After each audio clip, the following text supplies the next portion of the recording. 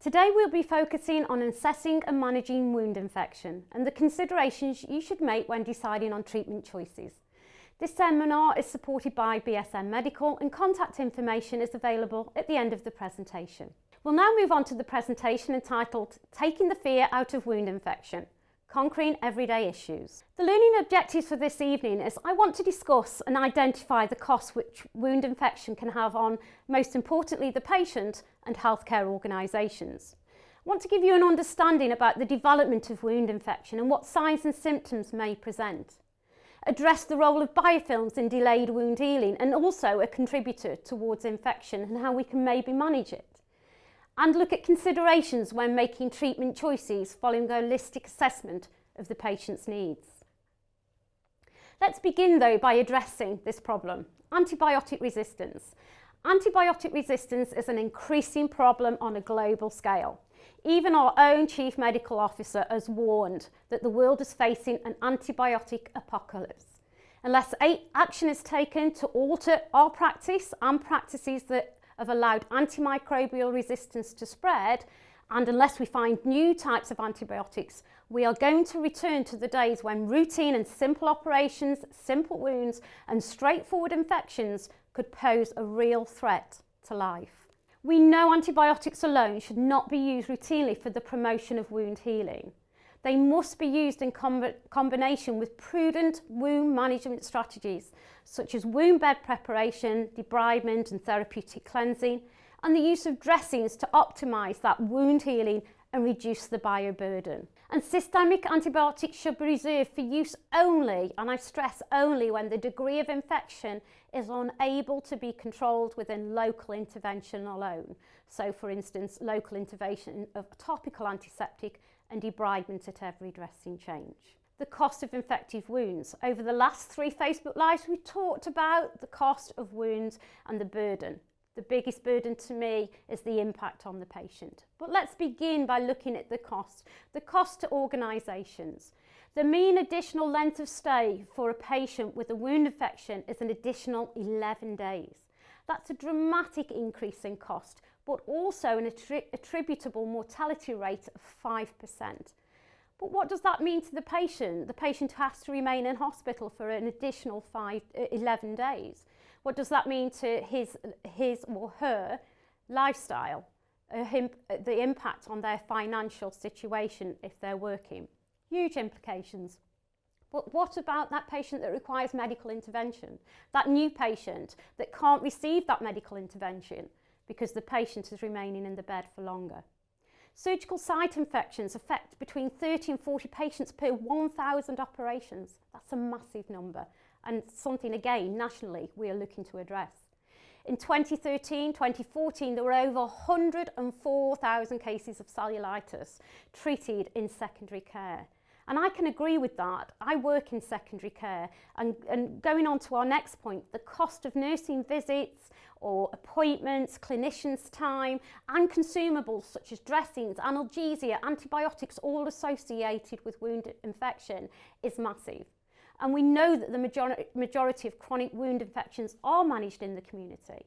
And I'm sure the practice nurses and district nurses and care home staff who are watching this evening can relate to that, when between 60 and 70% of your caseloads are managing patients with chronic wounds. And we know that those chronic wounds are associated with an increased risk of infection and delayed healing. And the cost of diabetic foot ulceration and infections. Nationally, to the NHS, it's approximately £650 million. And that accounts for more than 80% of amputations. But surprisingly, and to me, more than 1/2 of those non-traumatic lower limb amputations is actually due to foot infection, diabetic foot infection, not peripheral vascular disease or arterial disease as we would normally think about for the diabetic patient. This is the most important factor to me, is that impact and cost to the patient who have an infected wound.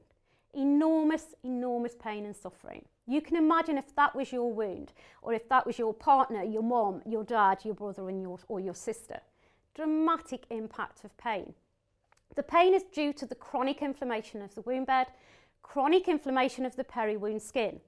That excites the sensory perceptors, the sensory nerves, and it triggers pain. And it is substantial pain, and I'm sure you can imagine that. That pain can then lead on to increased levels of anxiety and distress. Anxiety and distress can lead to sleep deprivation. Sleep deprivation can lead to loss of appetite, and all of these factors are going to affect our own immune system and its ability to fight infection. So you can see how all of these factors and implications are interlinked closely, and we must address all of these factors in order to address infection. Increased exudate and malodor is one everyday problem that my patients talk to me about, and that is one of the main concerns for them. That embarrassment of if their leg or their wound should leak when they're out, the smell and the odour due to the chemicals released from the microorganisms, and due to that devitalised tissue that you can see in the wound. Enormous impact, and I'm sure some of you caring for patients with infected wounds can relate to that smell and can relate to that increased exudate. But that increased exudate, if not managed effectively, guess what? It will increase the number of microorganisms that are reproducing. So in effect, we may be addressing the microorganisms with antimicrobials, but are we effectively managing that exudate to again reduce that? All of this distress, this increased exudate, malodor, pain and suffering can further reduce a patient's mobility, or if the patient was mobile, cause impaired mobility. Impaired mobility means that, particularly on limbs, there may become increased edema. Increased edema, increased inflammation, all the cycle again about the increase of bacterial burden. Patients will become socially isolated. And you can imagine with a wound infected, or a limb like the wound in the image, how it's very easy to become socially isolated. Even patients who are housebound do not wish to accept visitors because of all of those factors of smell, embarrassment, loss of dignity. And of course, all of that leads to delayed healing. And if not controlled and not addressed and not promptly assessed, diagnosed and treated, it can lead to significant increased patient morbidity and mortality, leading to spreading cellulitis, infection in the bones such as osteomyelitis, sepsis or even death. We're aware of wound bioburden. This is a very simple wound infection continuum that can help you to address the different levels of wound infection. You can see a wound will always contain microorganisms, or as we say, will be colonised. There is no sterile wound. There will always contain microorganisms. Yet the majority are not infected, and we can very easily treat the wound, and the wound will go on to heal, along with treating the patient's underlying conditions as well. So we may have a colonised wound or a contaminated wound. Yes, be vigilant.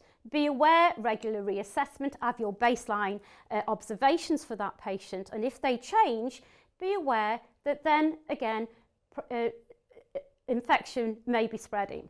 We don't need antimicrobials at this point. We just need to be vigilant and regular reassessment, good wound bed preparation and effective dressings.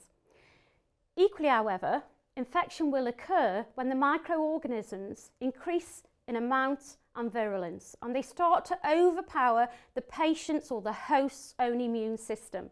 And the patient's own immune system cannot kill or destroy this sudden increase or this gradual increase in microorganism burden. And then we will start to see those local wound infections that then may spread and then may become systemic. So it's very important to have a really good infection continuum that can support you with your assessment and management of wound infection. And as we know, diagnosis of wound infection isn't simple. There isn't one tool that will help us to solely diagnose wound infection on its own. So we really do need to address and assess the patient, the wound, the peri-wound, and the systemic changes in the patient as well. So your diagnosis is based on all of that clinical assessment. We must be aware of any risk factors, and I'm going to go on throughout this presentation and expand on some of these points with you. So we need to be aware of what are the risk factors associated with increased risk of wound infection, and what are those signs and symptoms. But also be aware of when those signs and symptoms may be absent or subtle. For instance, in the patients who do not show those cardinal signs, patients who have neuropathy or patients with diabetes who may not immediately show those signs. And we're also going to discuss the presence of biofilms and about the chronicity of biofilms and how they can impact on wound infection if not managed appropriately. Signs and symptoms of wound infection. Leeper et al., you can see here, showed many of the signs and symptoms which you will be assessing for every day in practice. So it's important as clinicians we're aware of these. There are others, but these are the main factors. As you can see in the picture, abnormal granulation tissue, that very friable, we love to see granulation tissue in a wound. It normally indicates that the wound is proliferating, new cells are reproducing, and the wound's moving along the healing continuum.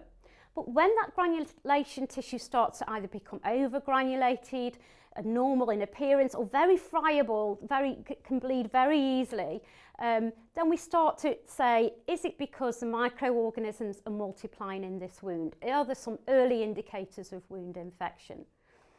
Of course, if there is wound infection, the wound significantly may break down and enlarge. That may be more subtle in smaller wounds, but always be aware measuring wounds, length, size, depth and edges is so important to help you establish those subtle changes. There may be increased inflammatory signs and abscess formation, because when the body does have an increased microorganisms response to a wound bed, we do release our own autoimmune cells that try and fight and overcome those microorganisms, and what that leads to is that inflammatory sign around the wound bed, and that includes increasing exudate. It's a natural response to infection or potentially multiplying microorganisms. Our body's very clever and tries to suppress those bacteria, which will result in the inflammation, the erythema, the edema that you see, but those increased exudate levels as well. So again, exudate level is a good indicator of the infection is beginning to take hold. But not just the increased exudate volume, think about the viscosity of the exudate. So nice, clear, amber colour exudate, serous exudate, normally to me will indicate there's very few microorganisms that are being problematical in that wound. When that exudate starts to thicken and become that thick, discoloured exudate, then alarm bells start to ring with me to say that there's more bacteria in this exudate, there's increased white blood cells where our body is trying to fight the infection. Start to take that as a warning that there is potential wound infection or spreading infection. And of course, associated with that, as I've discussed earlier, is the pain and the odour, all good indicators that there are significant changes. Patient factors to consider when looking preventing wound infection, because let's be honest, we'd rather prevent wound infection than be treating it. But certain patients will have higher risk factors, certain comorbidities with your patients. So for example, patients with respiratory disorders, circulatory disorders, heart problems, there is a demand for oxygen. We understand that. And in wound healing and for wounds to progress and for wound cells to migrate to a source, we need a good blood supply and we need good oxygen levels. If oxygen levels are decreased to a wound bed, then that can put the patient at a higher risk of infection or the microbes multiplying. So conditions such as respiratory disorders and heart disorders. Now, I'm not saying that you as a clinician on your own can treat that. What we're saying is we're optimising our patients' health in order to prevent infection or certainly assist them in overcoming that infection if it should occur. Metabolic disorders, various metabolic disorders will put the patient at a higher risk. Such conditions as diabetes, In the diabetic patient, there's problems with the neutrophil production and the which then affects phagocytosis in your diabetic patient. So again, puts them at a higher risk of fighting that infection or presenting with an infection as well. So good glycemic control for these patients, educating them and explaining why it really is important so that we can establish a real good fight response to that infection. Certain medications and conditions can make a patient immunity to be reduced. So immunosuppressant medications, chemotherapy, radiotherapy, certain drugs for various other conditions. You know, if a patient's becoming immunosuppressed because of their medication, you know, their risk factor is higher. The ageing process, unfortunately, affects us all. And the older the patient, yes, we have a reduced ability to fight infection. We can, but it's weakened. But equally, let's talk about in babies, they have an immature immune system. So again, they're at high risk as well. So we're not just talking the elderly population here, we're talking young babies as well. Psychological factors and life choices. I'm going to group these together because it really is important to address things such as their lifestyle choices, and I'm talking with the patient about that. So certain things like smoking, drug abuse, alcohol intake will impede or delay wound healing. It can put the patient at a higher risk of infection, all to do with lifestyle choices. We can only educate and empower our patients to take ownership. But if we don't talk about how those lifestyle choices, so for example, if I don't talk to my patient who smokes about how the impact of smoking on oxygenation and blood flow and all the other factors to the wound, how will he understand why it's important for him to stop for his wound to heal? But other things to consider, okay, biofilms. There's a lot of evidence, there's a lot of research around biofilm formation. I am no microbiologist, so I'm not going to profess, or I'm going to, within this next hour, explain fully what biofilms are. My good friend Val could explain it far easier than me. But in a nutshell, nearly all chronic wounds contain biofilms, okay? And I'm going to try and explain it simply because I'm a simple person and I like things simple. In a wound, there will always be bacteria, and we've said that. So imagine that bacteria is floating in a wound. My own immune system will attack that bacteria and help to destroy most of it. So my white blood cells and that activity will help to destroy that bacteria. But some of it will always remain, and normally it doesn't cause a problem. And sometimes it'll attach to the collagen in a wound, or sometimes on certain prostheses like hips and knees and knee replacements, and it will attach. But when it attaches, it starts to multiply. Now it might multiply to very low activity, very low rates, and it have a very low metabolic rate when it's doing this. But in the process of it maturing and becoming a microcolony, a very clever thing happens. It's not very clever if it happens and we have an infection, but we get the formation of an extracellular polymeric substance, so an EPS basically, easier way to say it. And what that does is it encases itself around that bacteria, and it's made up of polysaccharides, DNA, proteins, and it's a very robust, harsh shell. So if you imagine that bacteria is now encased, it's a really hard shell. So my own immune system sends out those blood cells to try and fight that bacteria. It can't get through that shell.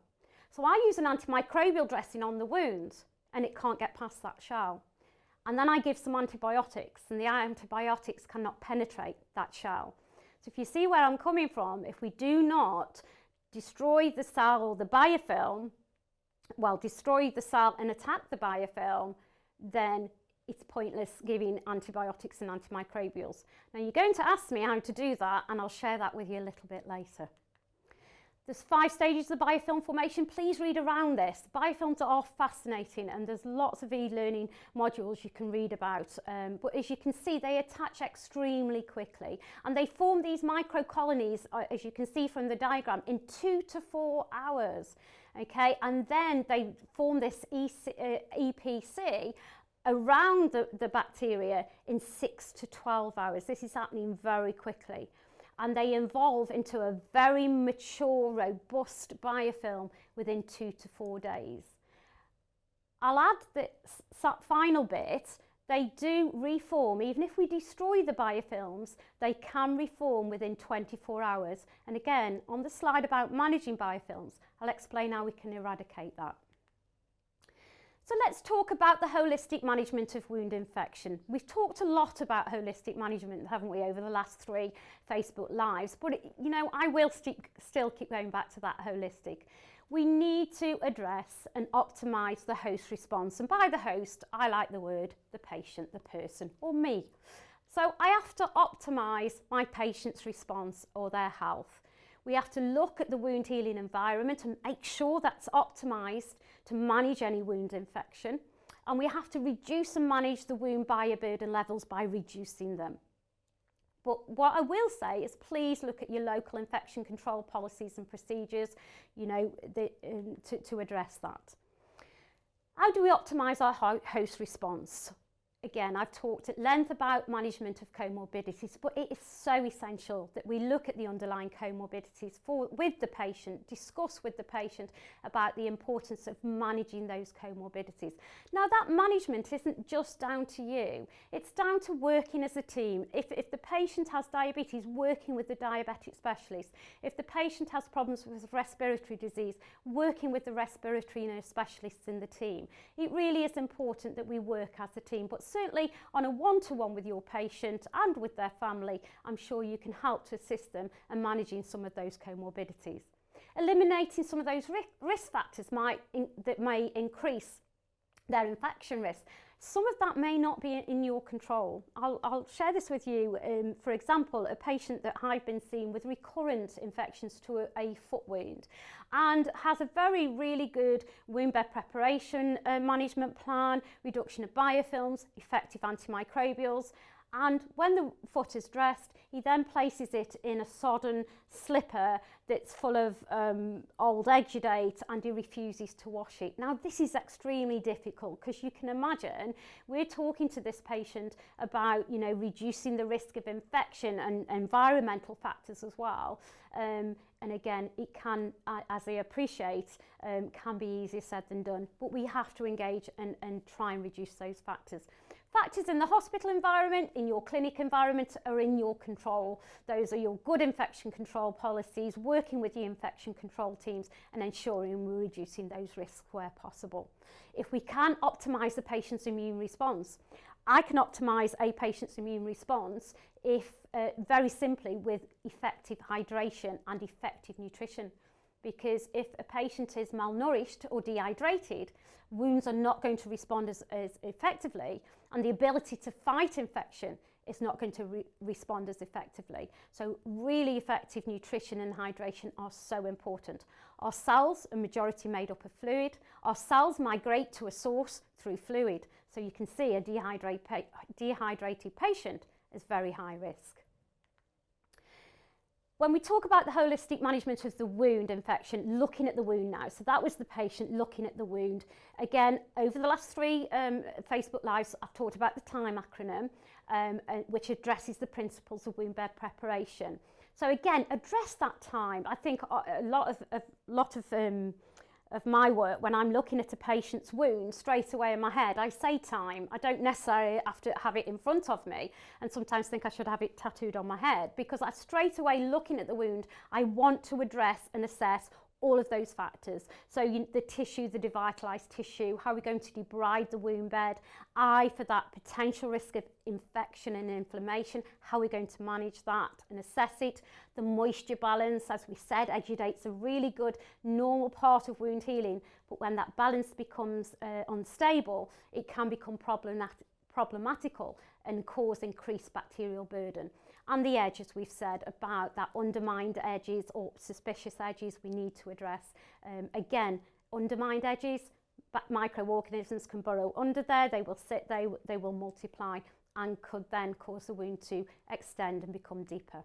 Looking at the wound management again, how can we reduce the bacterial burden? I've already mentioned some preventing cross-infection, and that prevention of cross-infection, yes, for clinicians is important, but so it is for patients, their carers, and their environment. And you know, we talked about last week about self-care and empowering the patient. I'm all for that. I really do embrace patient self-caring or patient's family caring. So again, talking to the patient, the family, the carers about that prevention of cross-infection. But not just prevention, what are the signs and symptoms? If the patient knows the signs and symptoms of infection, or the carer does, that's that immediate alert, immediate response to the assessment and management. Let the wound bed drain. We need to facilitate wound bed drainage. If we hold exudate or drainage over a wound bed, you know, it does contain waste products as well, irritants and enzymes, microorganisms. If we don't allow that drainage, it's going to cause the wound to become more contaminated and more infected, and the tissue to break down further. That includes the peri-wound skin. Okay, we need to protect that. We don't want that wound to extend. We don't want that exudate or moisture to extend over the healthy tissue. So again, good wound bed preparation, peri-wound protection and hygiene, ensuring you know, we're not just cleansing the wound, we're cleansing the skin and the peri-wound skin as well. And again, effective wound bed preparation, debridement. We talked a lot about debridement over the last few weeks, and it is important. As I've just said, biofilm formation. If we don't, every time we see a wound with slough or devitalised tissue, debride that wound and peri-wound skin and any affected skin, then how are we going to reduce the formation of biofilms? So it really is important, and I'll talk a little bit more about that. And of course, considering the appropriate use of a topical antimicrobial agent. They work very effectively, but again, as long as your wound bed preparation is effective too. So how do we prevent that frequent biofilm formation? You saw the cycle, you saw how quickly they can mature and reform, and we need to break that cycle. We need to disrupt the extracellular matrix and stop those cells communicating to each other. When we break down that extracellular matrix, okay, and we suppress the microbial growth, we need to then treat it with an antimicrobial dressing, okay, to prevent the biofilm reformation. So the antimicrobial is also to prevent the biofilm formation, and it's really important that we do that. And have a look in practice, see if you have a biofilm clinical pathway. We're introducing one into Shropshire. There's lots out there. Don't reinvent the wheel. Have a look at it. It's a really effective way of not just helping your wounds, the patient's wounds to heal, but helping to prevent infection. And in a short analogy, I'm just going to explain to you the toothbrush analogy. This morning you all woke up with a biofilm. And I could make a joke about that, but I'm not going to. And you had a biofilm in your mouth, and most of you now are probably sitting there doing that across your teeth. Now, sometimes you can see that biofilm, particularly if you haven't brushed your teeth the night before, and it might have that slimy coating to your teeth. So I would ask you, if then you saw, you know, you didn't actually say to yourself, I've got a biofilm, you just said, I need to obviously clean my teeth. Did you put the bacterial toothpaste on your teeth and just leave it? No, you didn't.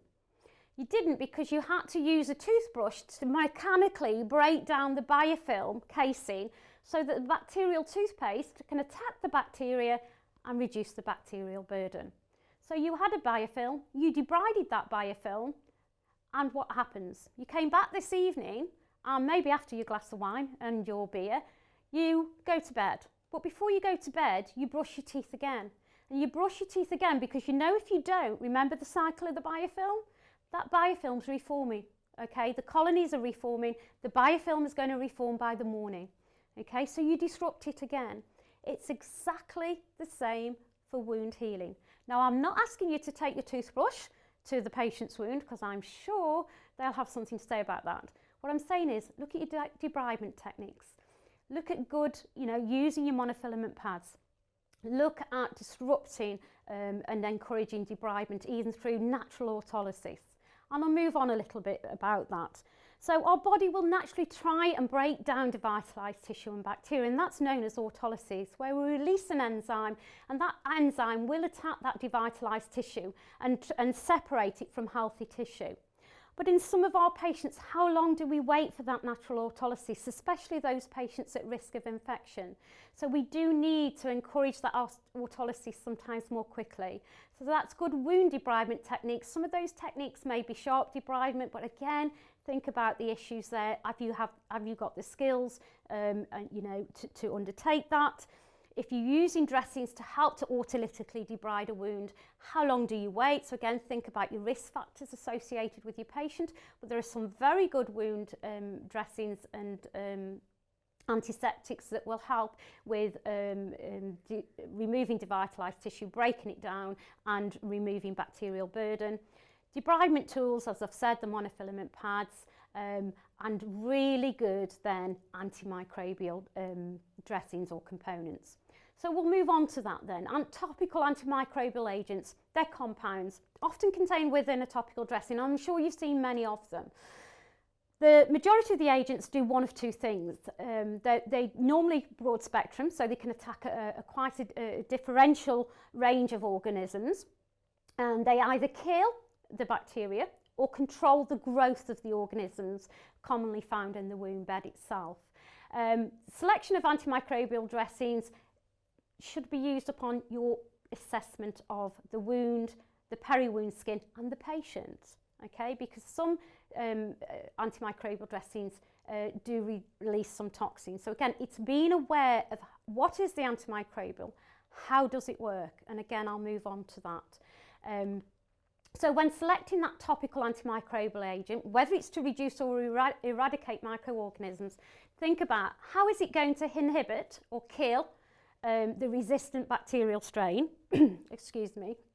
What is the amount of antimicrobial agent available for release? Are there any contraindications for using the agent? I see babies through to adults. That's a very, very important question for me, as is the toxicity to human cells as well. What is the ability of the dressing to conform to the wound? And by that I mean, you can have a very good antimicrobial dressing, but if it doesn't conform to the wound bed or the space, what I call the space within the wound bed, how does it release either the antimicrobial agent or attract the bacteria into the dressing if it's not coming in contact? So think about conformability of that antimicrobial to that particular wound. The duration of the antimicrobial action, so how long will it act for, and how is it released into the wound bed? So these are all important questions we should be addressing when we're discussing which antimicrobial, why is it suitable, and for what wound. Duration of use should be based on regular wound assessment and reassessment. I'll keep saying about the reassessment. In Shropshire, we do adopt the 2-week challenge. Okay, this allows the time for the agent to work, because if we're changing dressings after 2 days, 3 days, etc., unless the dressing has been detrimental to the wound or to the patient, I understand that, but we're not giving it time. We're not giving it time to carry out its mode of action. So at the 2-week point, decide one of two things. Do we continue or cease the use of the antiseptic or the antimicrobial? So if there's still signs of continuing infection, I would say continue with that antimicrobial treatment for a continued 2 weeks and then review again. Okay, if the wound is considerably improved, that doesn't require any further antimicrobial use, then stop. Because I do feel that sometimes we use antimicrobials for too long a period, and it's because normally we haven't sort of done that clear reassessment to say actually the wound is moving along the healing continuum, there's nice granulation tissue, no evidence of localised infection, we will stop it.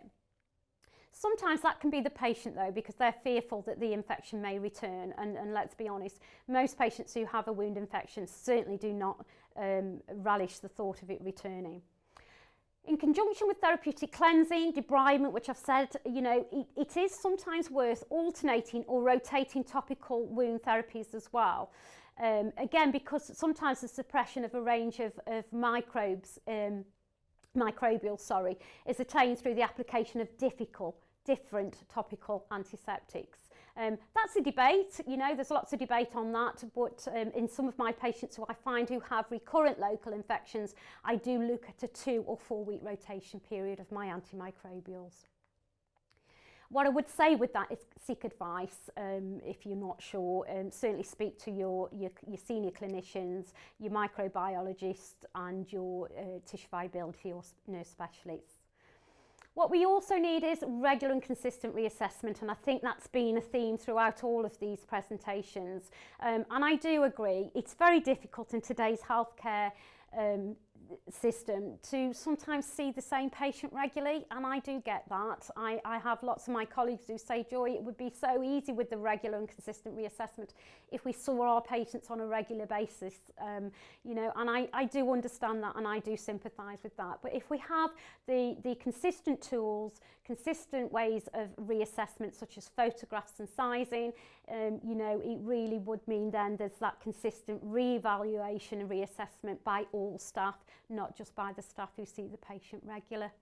So when I'm reassessing a patient who's had an infection or a local infection, I ask certain things. As the patient's pain decreased, a real good indicator if things are moving on along that positive improvement. Are the exudate volumes lessening? Because when bacterial burden or microorganisms are reduced, so should the exudate volume. Okay? Has the malodour been resolved or is resolving? And that's also, again, that reaction of the chemical release with the microbes, devitalised tissue. And if that malodour is resolving, it's improving.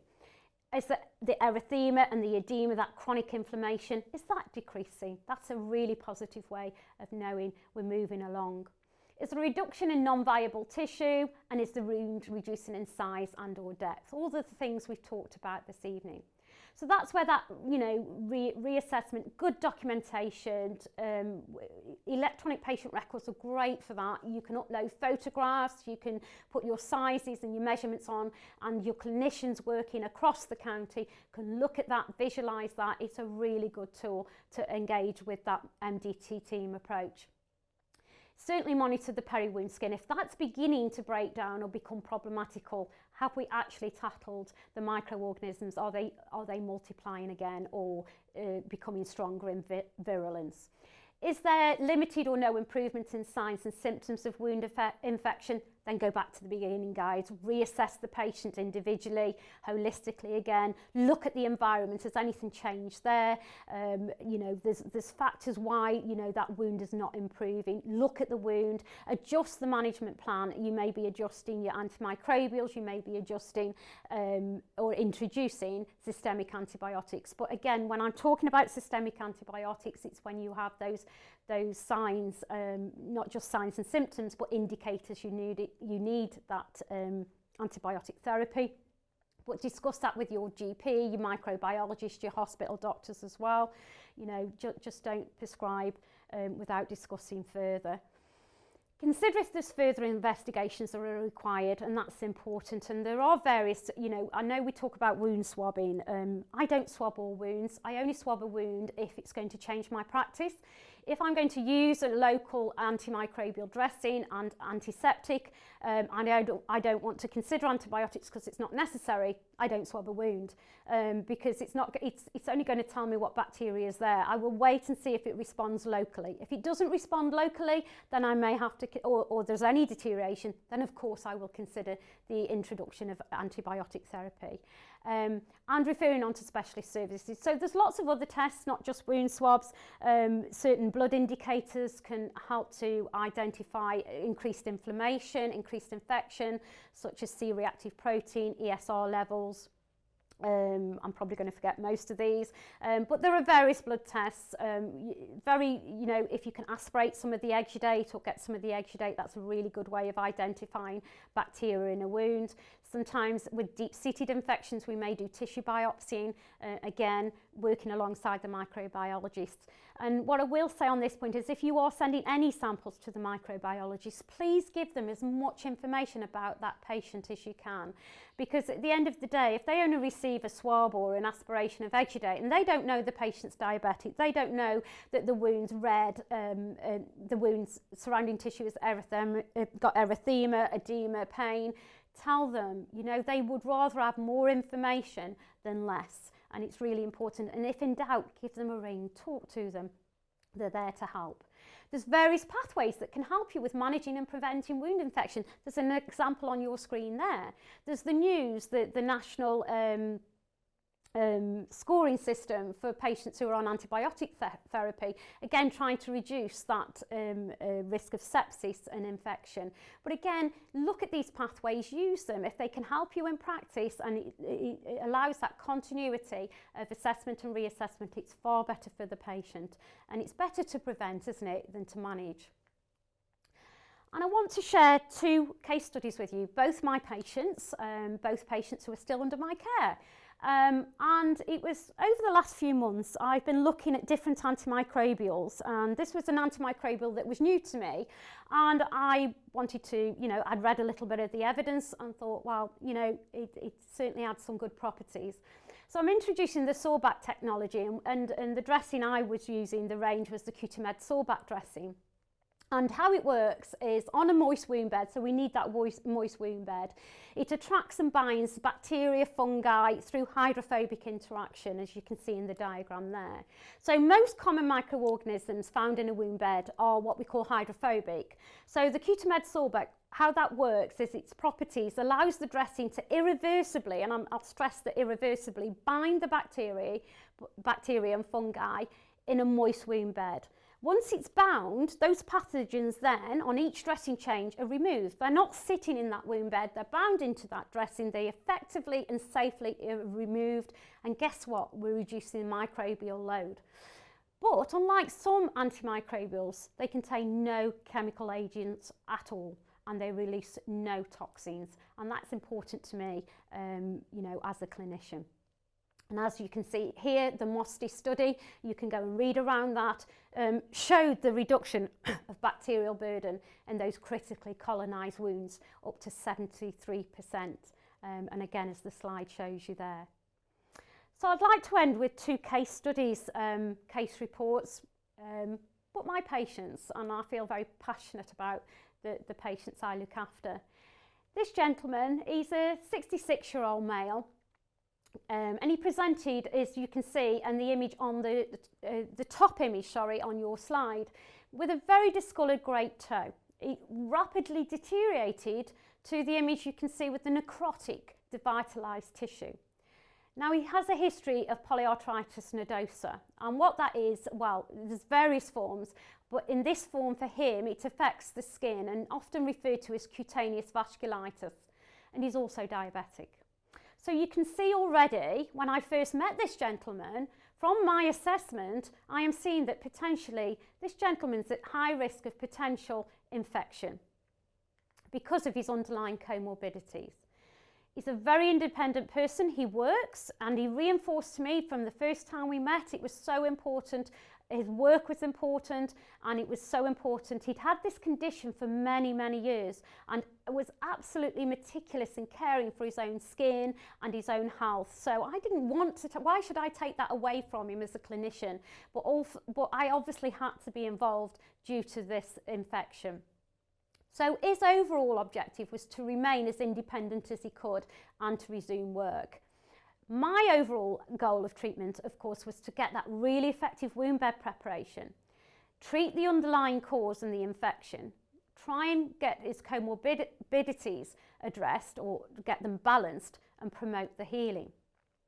When he first arrived, this isn't the picture, but you saw the necrotic toe. He came to clinic and there was evidence of infection. There was malodour, there was significant pain for this patient. He was in a great deal of pain. All the indicators that were telling me there was infection. Because he's autoimmune compromised, he wasn't always showing the cardinal signs. The infection wasn't spreading up the foot or across the muscle plane, but it didn't make me not think that potentially there was a risk of systemic infection. He'd had previous vascular duplex. He had no significant arterial disease. The problem with this condition is a smaller microcirculation that causes problem, hence it causes problems with the digits in the hands and the feet. It was agreed by myself and the patient that we needed him to be under the care of the vascular team and the diabetic team, and he was admitted. And under spinal anaesthesia, he had amputation of his toe. Now, thankfully, the infection had not spread beyond the toe digit because he was obviously very worried about further amputation, forefoot amputation or loss of limb. He was given an iloprost infusion for 3 days. Now again, that's addressing his underlying comorbidities. That would assist him with healing because due to the problems within the smaller circulatory system, the iloprost will help with that vasodilation, and alongside that he was given intravenous IV antibiotic therapy. But unfortunately, as you saw on the previous slide, on discharge home, the wound was sutured, but it dehisced. It dehisced because, again, there was some local infection now. He'd ceased all antibiotic therapy, but there was a local infection in that wound bed. So again, addressing the assessment of the patient, the wound and the peri-wound skin, it was agreed that we'd use an antiseptic cleansing agent, which we used to cleanse the wound, and we used a monofilament pad. It was gentle, it was safe, and it helped to remove the devitalised tissue. But then we needed two properties. We needed it to conform into, there was a cavity along where the toe had been removed. So we needed an antimicrobial to be able to conform into that cavity, but there was a high level of exudate as well. So and the peri-wound skin was beginning to break down. So for that reason, we used the Cutimed sore-back swab to pack, and we used the sore-back pad to place over, not only to absorb the exudate, but to try and reduce the bacterial burden to the peri-wound skin. And that was in agreement with the patient, of course, and he went on to have regular dressings. Now, these aren't the first and second assessment pictures, but even from the first and second assessment, or reassessment, should I say, there was considerable improvement. For me, the patient said it was a lot more comfortable, there was no smell. He was positive when he saw the wound because, you know, from a point of view, he was no longer stressed about the fact he might have to have further surgery if he got further infection. The devitalised tissue was resolving. We were seeing really nice buds of granulation tissue. And again, we'd reduced that bacterial burden by a very simple physical principle. As it continued, as I said, malodor was no longer a problem, and you can see how that wound went on very quickly, considering this patient's underlying risk factors, went on very successfully to heal with no complications, no need for antibiotic therapy. Great, because we're going to help to prevent that resistance. And considerably, as soon as the wound became manageable and small enough, the patient could self-care with input from a clinician, may I add, to support him. His quality of life dramatically improved, and as you can see, very simple, but addressing those principles of effective wound infection assessment, management and antimicrobial use. My final case study is, again, a gentleman. I've got two gentlemen with very complex conditions, and I could have chosen very simple wounds maybe, but, you know, are wounds ever simple if they're infected? They're always complex. This 62-year-old man, lovely man, known him for many, many years. I could really class him as a friend now. He has type 2 diabetes, controlled on insulin. He's got a Charcot foot disease and neuropathy, and actually that was in his other foot. He presented at one of my clinics because he rings up and self-refers, which I love because it means he knows what to look out for. But he actually injured his foot, a very small traumatic wound that very rapidly became infected, again, due to his underlying diabetes. Remember that phagocytic, the phagocytes and the inability of some of that white blood cell activity. So very quickly you noticed the wound becoming larger, and that was the wound you can see. That was a small wound and became that size within literally 4 days. Now, on clinical observation, if you look at that picture clearly, you couldn't really see the cardinal signs of spreading infection. There was no real erythema to the peri-wound skin or migrating cellulitis up the limb. He couldn't report any pain because he had neuropathy. He couldn't feel it. So me asking him if his pain had changed in type or if it had increased, he couldn't tell me that. He didn't have any sensation to that area. So again, not just subtle, there were only subtle changes of infection, but again, knowing the patient's risk factors and then examining the wound. So from first appearance, you look at some granulation tissue. But when I examined further, that granulation tissue was very friable, wasn't healthy looking, and there was a deep track going 4 centimetres to the right of the wound edge. It had obviously increased in size, and there was a large volume of hemopurulent exudate, which was very malodorous. And that's what I want to stress about not just the high volume of exudate. That exudate was now thick, creamy, yellow, brown stained exudate, which again said to me there's definitely an increase in microorganisms in this exudate and in the wound bed itself. Again, not those classic cardinal signs truly seen there, but do act on the whole assessment. So it was agreed, although my priority was getting this patient seen as soon as possible at the diabetic foot clinic, hence he was referred up and went the same day. The patient's priority was he didn't want to go into hospital, he wanted to remain at home, he wanted to be independent. His wife, who's an ex-nurse, was an extreme value to looking after his limbs and skins. He depended on her a lot, and she was absolutely brilliant. But we had to have that discussion that the chances were he had to be admitted to hospital. He may need IV antibiotics, and he may require surgical debridement. And all of those things happened. They quickly admitted this gentleman. They did various tests, blood tests, etc., and realised that this was a spreading infection, and the chances were it may be down to bone. And following admission, he went to theatre for sharp surgical debridement, should I say. And you can see on that wound, very deformed foot, a very deeply excised post-surgical debridement wound. But the vascular supply was good to this foot. The reason this foot and this wound was breaking down was due to the bacteria, not to peripheral vascular disease. However, the consultant had a discussion before theatre to say if the infection had spread, he may lose his limb. So again, very good blood flow to this limb, but he may lose his limb due to infection. As I said, there was that deep wound and that discussion with the consultant that if he was readmitted due to further infection and tissue breakdown, that discussion over amputation may have to occur again. So overall aim was really to dramatically reduce and maintain that low level of bacterial burden. Manage that exudate, very highly exuding wound, as you can see there. I needed an antimicrobial that I could pack into the area that wasn't simple to pack. There was lots of sinuses, lots of undermined edge to the wound. So we used, again, the Cutimed swabs so that I could mould it and put it into the wound bed, and it would mould and come into surface with the wound bed itself. And then the sawback pad over the top of that with retention to hold it in place. I really got a good moisture balance there. We reduced the microorganism burden, and within just 5 days we started to see changes. You know, subtle changes, but exudate volume was decreasing. We now got that nice yellow, seriously colour.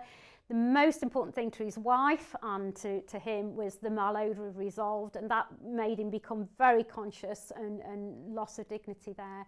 And between weeks 2 and 4, the wound was moving along the healing trajectory, showing reduction in size. We measured every time, we photographed, and we started to see that really nice, healthy granulation tissue. And as you can see by week 14, and this is a patient very high risk, the wound was nearly completely healed, no reoccurrence infection, no need for any antibiotic therapy. All we maintained on, and we did, and I'm going to be honest with you, we used the antimicrobial, the Cutimed sawback for longer periods. We would have breaks, therapy breaks, and then we would resume it if we started to see any exudate levels increasing. And this patient went on and has gone on to heal absolutely beautifully with no intervention of hospitals, no intervention of further antibiotic therapy. His words to me is, I don't have to worry about losing my limb now. And you can imagine the stress of that and the impact long term on his life. He could resume his role, husband, father, and just get about living his life and not be dependent on clinicians and appointments and all those other factors. So in summary, you know, wound infection is costly. It's costly to organisations, but most importantly to our patients, even leading to the loss of life. And it's the rise of that bacterial resistance that concerns me on a global scale, locally and global. We need to be very vigilant about the patients we are prescribing antibiotic therapy for. We need to present, as we said, wound infection presents a number of challenges. And it's difficult sometimes in some patients to identify some of those signs and symptoms when they're subtle. But again, it's just as responsible for your patients to look for those signs and symptoms as it is for you. So we need to educate our patients. Let's remember, when wound chronicity is a problem, there will and possibly will always be a biofilm formation, and if we often do overlook that biofilm formation. So think about introducing a really good biofilm assessment, management and pathway.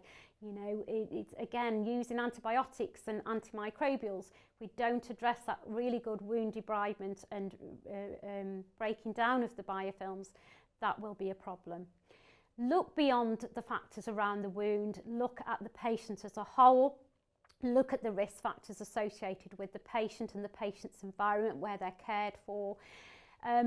Management for infection should definitely be based around antimicrobial agents, appropriate use, timely use, and antibiotics only indicated when, you know, the host is being overwhelmed and the host reaction is being overwhelmed by the microorganisms, and the antimicrobials are not as effective. Other times I would probably consider using prophylactic antibiotics is normally in surgical interventions involving things such as the bowel or trauma injuries, or if a patient has a spreading infection, as I've just said. So selecting an antimicrobial agent is very important. Know the mode of action, know how it works, consider the toxicity to human cells, think about its safety. I've shown you tonight 2 case studies with the sawback technology. It's safe and it's proven, and you know, I think the evidence is there in the case studies themselves at preventing and managing wound infection. There's lots of education out there, and I thank you for tonight for coming to the Facebook Live session again. But there's various other ways of education and training. There's BSN's Medical Education Academy, some of those are in front of you, factors affecting wound healing, etc. By all means, share them with your colleagues, go online, go onto the website. The JCN do lots of e-learning modules as well. Again, share them with your colleagues. We're now going to move on to our real-time question and answer session. Moving on to our first question. When should you consider antibiotic use? I think I've hopefully touched a little bit on this. Definitely consider antibiotic use if the host responds. So the patient or the person is not responding to, say, any local topical antiseptic. If we're talking about wound infection per se, then you need to consider antibiotic use, because it means that the microorganisms are not only multiplying, they are becoming more virulent and they're causing a problem to the patient's body. So then I would be considering antibiotic use. I would also consider, as you just said, as I said, prophylactically, some surgical interventions. If the bowel's involved, sometimes they have prophylactic antibiotics prior to and after surgery. Also, if there is any trauma wounds where there may be foreign bodies or a higher risk of infection there. So hopefully that's answered that question. How do you describe normal granulation tissue? Gosh, this is hard live on TV. I could show you lots of pictures to show it you. Normal. So you heard me talk about abnormal granulation tissue. So sometimes it becomes over-granulated. Sometimes when you're cleansing the wound or you're touching the wound, it bleeds very easily. Now that can, don't get me wrong, some of that granulation tissue in certain wounds can be just because it's where the location of the wound is. But in very infected wounds, it normally gives that very deep, dull red colour with that very friable, so you can almost break the granulation tissue as you're cleansing it and you see little deposits of it on your dressing. But normal granulation tissue should look that nice, pinky, ready, healthy looking, and hopefully that answers that. But come back to if it doesn't. How do you increase a patient's immune response? Excellent question. Let's talk about ourselves. How do we increase our own immune response? Think about yourself when you're thinking about your patients. I know myself, if I'm rushing and I'm stressed and I don't eat well and my nutritional input isn't good and I'm snacking on things and not eating and I'm not drinking, and that's very classic for us as clinicians, we don't drink enough. My body's immune system is going to be affected. So imagine a patient with a wound. So a patient with a wound who isn't drinking enough, who isn't taking enough fluids in, who may be malnourished and not think they're malnourished, who has a wound so they're going to lose more protein out of the wound and more fluid. So you can see where I'm coming from here. We're sort of depleting them anyway because they've got a wound. Then their immune response will not be as effective at fighting any potential risk of infection. So good nutrition, but not just nutrition, guys, hydration. I explained about the importance of hydration as well. If we can working as a team, increasing the maintenance or maintaining healthy comorbidities, and by that, as I've said, diabetes, trying to maintain that really good glycemic control for that patient. But the patient will do that, but educating them about that importance of it. If the patient's at risk, if the patient is undergoing or receiving any medication or therapies that will affect the immune response, again, educating them about avoiding any high-risk environments or factors that will put them at risk as well. Right, I'll draw breath. How often would you suggest measuring a wound? Again, really good point. Very subjective. Well, it's not subjective. There's lots of evidence out there about when to measure a wound. On average, I think they say certainly on first presentation. That's your baseline, isn't it? You really need to establish a really good baseline observations of your patient, the wound. So that's your patient's signs and symptoms of the wound, not just infection. The wound size itself, so that acts as your baseline then. So is it increasing, is it decreasing? I would say if there's any deterioration, straight away. You measure depth, size, length, and photograph if you can, if you have facility to do that. Certainly every 4 weeks. Okay, those changes may be subtle. So you might think, actually it's not decreasing in size, or your patient may say, oh, for goodness sake, it's not improving. But actually by measuring, even if you think there's no changes, measure, because you can actually see those subtle changes again in size. So certainly every 4 weeks, certainly if there's any deterioration, and certainly on first presentation. And that would be my advice. Like to hear more. Final question then, if biofilms can reproduce so quickly, should we change chronic wound dressings and clean the wound daily for best results? What I would say is, I don't think you need to do it daily unless infection and exudate levels indicate otherwise. But for most chronic wounds, if you have a really good wound debridement pathway and biofilm reduction pathway, as I've just said, biofilms reform maturely after about 4 days, become fully mature biofilms. So if you've seen a patient, say Monday, and you've seen a patient Thursday, good wound, breaking down the biofilms, good wound bed preparation is enough to stop that process reoccurring, and you should be able to then manage, and you are managing that biofilm reproduction. But I wouldn't say by going daily, because again it takes time for those to mature. Although they're reforming after 24 hours, they're not fully mature after 24 hours. So hopefully that answered that. As I've said, biofilms can be quite a complex subject, but very interesting and very pertinent to wound healing and wound infection. So finally, this concludes the seminar, and I'd love to take this opportunity to thank BSM Medical for their support of this event. BSM Medical have a wide range of wound assessment tools. Contact details are on the screen. I hope this has helped you gain a better understanding of identifying and managing wound infection, and would like to thank you for your questions. Thank you for taking the time to listen and to come to this event, and sharing your questions with us and your thoughts.